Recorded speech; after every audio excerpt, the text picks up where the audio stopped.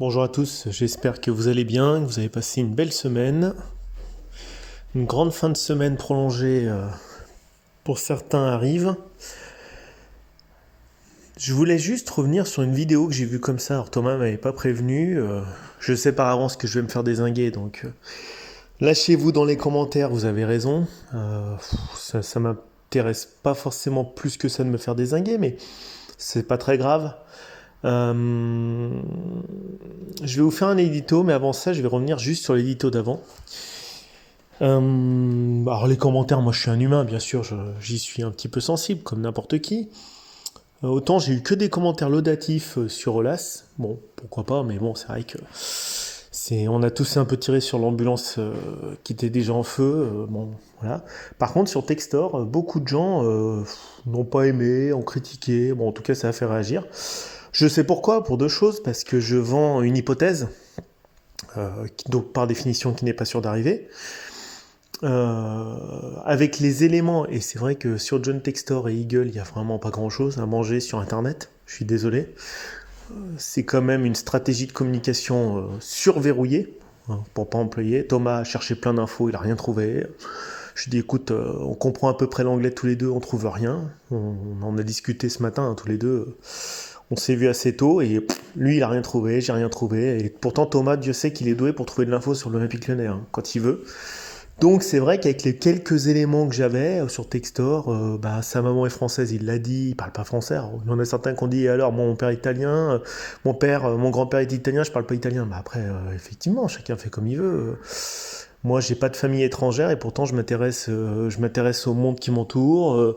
J'essaie quand même un petit peu de parler trois quatre langues à mon niveau. Voilà, c'est faire preuve d'ouverture d'esprit. Après, chacun fait comme il veut, hein. Moi, je suis toujours un peu quand même sidéré qu'on ne s'intéresse pas quand même à la culture de ses parents et qu'on ne soit pas en capacité, je vous demande pas d'être bilingue, de pouvoir faire au moins une phrase, dire bonjour à tous, je suis content d'être là. En français, alors que votre mère est française. Non, mais ça prouve peut-être aussi quelque chose sur la psychologie du personnage, hein, aussi, hein, attention, hein, quelqu'un qui est peut-être très dans la frime et qui est pas du tout, en tout cas, attaché à ses racines. Bon, alors après, ceci explique cela, peut-être, ou pas. Et puis bon, que ça mette 6 mois pour se faire, son financement, que c'est très très dur, c'est une vérité qu'on peut pas occulter. Alors j'ai mis le doigt certainement sur des choses qui ne me plaisent pas. Pourquoi ? Parce que effectivement, si mon hypothèse pessimiste, et Thomas le pense aussi, et je pense qu'il y a pas mal de monde qui le pense, s'avère être exacte dans les mois à venir, tout comme elle s'est avérée exacte sur la fin d'Olas, sur, il pouvait rien le pauvre, mais sur le départ d'IDG et de Pathé, sur Peter Boss, sur Juninho, je m'étais pas vraiment trompé, désolé, mais bon, les signaux étaient là. Il n'y a pas besoin d'être un analyste en chef, hein, honnêtement. Plein de gens peuvent la faire cette analyse et sur Textor, les signaux sont pas bons. Vous pouvez me dire ce que vous voulez. Alors ça vous plaît pas parce que je casse du rêve, mais les signaux sont pas bons. Il n'y a aucun signal au vert à part nous dire je vais faire du scouting massif et bas marché. On n'a rien sur les finances d'Eagle, on ne sait rien. On connaît pas grand chose sur les investisseurs derrière, Ares, le patron de Reebok, combien il veut mettre de pognon et tout, on ne sait rien. En tout cas, il y a des lignes de crédit en près de 13 banques, ça on le sait. Et les banquiers, quand ils prêtent du fric, il faut le rembourser. Voilà, c'est pas comme les États qui ont des dettes indéfinies avec juste des notations comme Fitch et tout, ce que vous voulez, ou Moody's, le privé, quand il doit du cash, il doit du cash. Voilà, l'État il est jamais endetté, mais le privé il est endetté. Donc ça c'est un truc qu'il faut vraiment que vous mettiez en tête, hein. 6 mois pour boucler le deal avec Jean-Michel Aulas, hein. Ça a été très très très très compliqué, l'arrivée des fonds, c'est pas la peine de dire l'inverse. Bon, donc j'ai eu mes critiques, méritées ou pas, l'avenir nous le dira. Maintenant, je pense que je vais me faire un peu critiquer, bon, après je pense qu'il y en a qui vont dire c'est bien.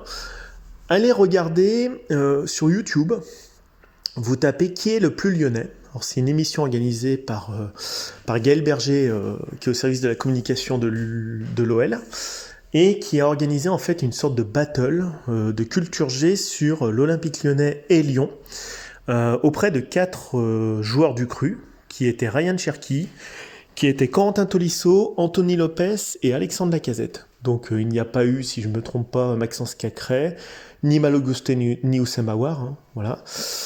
Donc l'idée c'était qu'ils s'affrontent 2 par 2. Alors dans un premier temps on a eu Ryan Cherki face à Alexandre Lacazette. Puis on a eu Anthony Lopez face à Corentin Tolisso. Alors il y en a un qui représentait en pleu-pluie, Corentin. Villeurbanne, c'était Ryan. Si je me trompe pas, Lacazette, c'était Mermoz. Et Anthony, bien sûr, lui, c'est Givors. Le plus cultivé d'entre tous, et de très très loin, c'est Anthony Lopez. De très très très loin, il connaît Lyon, très bien. Il connaît l'Olympique Lyonnais, très bien. Il a donné beaucoup de bonnes réponses. Il a peu d'hésitation. Alors vous allez me dire, ça nous fait une belle jambe. Ben non, parce que c'est quand même révélateur du niveau de l'académie. Sans être méchant, et après honnêtement ça va pas augurer de leur performance sportive, Alexandre Lacazette ne connaissait quasiment aucune réponse. Sur Lyon, son environnement, sur l'OL, bon, voilà. Corentin Tolisso, quand on lui demande ce qu'est une cervelle de Canu, il vous répond un boudin. Quand on demande, parce qu'ils étaient en équipe en finale à Ryan Cherki et Alexandre Lacazette, Gaël Berger pose une question simple, hein. Entre Fourvière et la Croix-Rousse, quelle est la colline la plus élevée? Réponse de Ryan Cherki, je crois que c'est une autre. Bon. Ça se passe de commentaires. Bon, voilà. On a eu des réponses sidérantes, des incompréhensions de questions simples, simples en français. Combien il y a de gares à Lyon? Ryan dit des gares de quoi? Des gares où il y a des trains? Bon, vous allez me dire, il y a des gares routières aussi. Voilà, des gares de péage, ce que vous voulez, hein, voilà, mais... Des incompréhensions. Ryan Cherki a répondu à beaucoup de bonnes questions d'ordre pratique, ligne de métro, nombre de ponts et tout. Plutôt bon, honnêtement. Corentin Tolisso ne connaissait quasiment aucune réponse sur toutes celles qui ont été posées. Aucune. Quand on demande les 10 villes autour de Lyon, au bout de 2 villes, plus personne ne répondait. Plus personne ne répondait. Voilà. Bocuse, ça c'est rentré, enfin voilà, je vous ai fait, mais allez voir ces vidéos, c'est très intéressant. Après, je vous fais vraiment un retour très très rapide. Honnêtement, j'ai été consterné du niveau d'Alexandre Lacazette et de Corentin Tolisso, plutôt surpris du niveau de connaissance de la ville de Ryan Cherki, plutôt bonne, pas du tout sur le reste de la culture G, Ryan Cherki, et par contre Anthony Lopez, oui, on va dire 14-15 sur 20, vraiment de loin par rapport à ses coéquipiers, lui il connaît Lyon. Les autres, ils seraient nés à Lyon, ils seraient pas nés à Lyon, je pense que c'est à peu près pareil. Alors après, vous allez me dire, tu fais de l'élitisme, machin, triche-muche. Voilà, on connaît déjà. C'est vrai que le sport, le foot est un sport de beauf, on est tous des gros beaufs. C'est pas la peine de coller cette image. On s'en fout, c'est pas une histoire d'élitisme ou pas. C'est une histoire quand on vous demande un truc. Quelle est la colline la plus haute entre Fourvière et la Croix-Rousse? C'est pas la peine de jouer au faux cul, les mecs, sur le blog. Il n'y a personne qui va répondre, c'est une autre. Personne ne va répondre ça. Le problème, c'est que l'académie, elle est notée la plus nulle de France au niveau scolaire. J'avais fait un édito là-dessus. Hein. C'est sur la FFF, le niveau de l'académie, 1 étoile sur 5. Au niveau scolaire. J'ai demandé à mon gamin qui a 10 ans, il m'a dit, mais attends, je connais les 3 quarts des réponses. Donc ça veut dire qu'un gamin de 10 ans, je vous rassure, 10 ans, c'est M1, c'est M2. Le gamin, il connaît plus de réponses qu'Anto Lopez. Alors après, quand on vous vend 2 choses, 2 remarques, ça s'appelle 2 remarques. Hein. Le niveau de culture de chacun, ça regarde chacun, vous allez me dire. D'accord. Comment voulez-vous comprendre des consignes tactiques, techniques, plein de choses tout court, si vous ne pouvez même pas dire que les 2 fleuves sur Lyon s'appellent limite le Rhône et la Saône? Enfin, les 2 fleuves, une rivière et un fleuve. Parce qu'il a posé la question, quels sont les 2 fleuves? Une rivière et un fleuve. Parce qu'il y en a un qui se jette dans l'autre. Quand on demande Confluence, c'est où?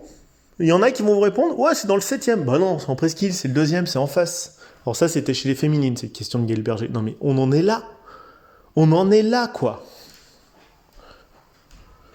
Donc, à un moment donné, 2 choses.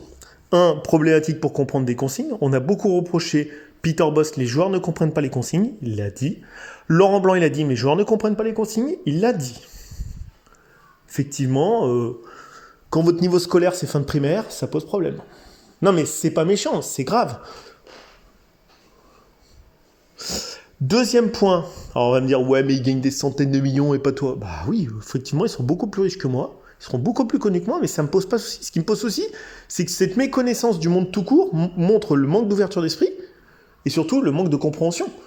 Voilà. Le deuxième point, je suis sûr que Léo Dubois, qui est né à Nantes, il avait plus de bonnes réponses.